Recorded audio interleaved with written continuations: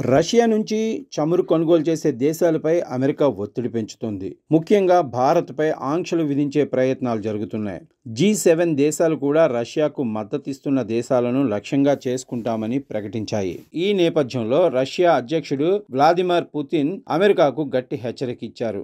భారత్ ఎవరి ముందు తల వంచదు. సోచీలో జరిగిన వాగ్దాయ్ చర్చా వేదికలో మాట్లాడిన పుతిన్ భారత్ తన ఇంధన వనరులను వదులుకోవటం అసంభవమని స్పష్టం చేశారు. భారత్ ప్రజలు అవమానాన్ని ఎప్పటికీ సహించరు. ప్రధాని మోదీ తెలివైన నాయకుడు. దేశ ప్రయోజనాల కోసం మాత్రమే నిర్ణయాలు తీసుకుంటారు. అలాంటి నిర్ణయాలు భారత్ ఎప్పటికీ చేయదు అని అన్నారు. అమెరికా సుంకాల వల్ల భారత్ ఎదుర్కొంటున్న నష్టాలను రష్యా నుంచి దిగుమతి చేసుకునే చమురు సమతుల్యం చేస్తుందని పుతిన్ తెలిపారు.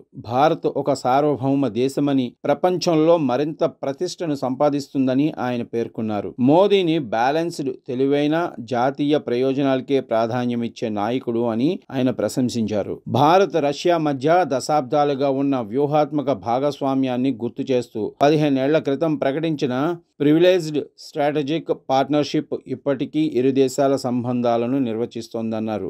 రష్యా చమురు దిగుమతులు ఆగిపోతే బ్యారెల్ ధర $100కు పైగా వెళుతుంది. ప్రపంచ ఆర్థిక వ్యవస్థపై భారీ భారం పడుతుంది అని పుతిన్ హెచ్చరించారు. భారత్తో వాణిజ్యం, పేమెంట్ సమస్యలను బ్రిక్స్ వంటి వేదికల ద్వారా పరిష్కరిస్తామన్నారు. అలాగే నాటో దేశాలన్నీ యుద్ధంలో రష్యాతోనే పోరాడుతున్నాయని స్పష్టం చేస్తూ యుద్ధం కొనసాగటానికి యూరప్నే కారణమని పుతిన్ అన్నారు. అయితే యుద్ధాన్ని ఆపటానికి బ్రిక్స్, అరబ్ దేశాలు చేస్తున్న ప్రయత్నాలను ఆయన అభినందించారు.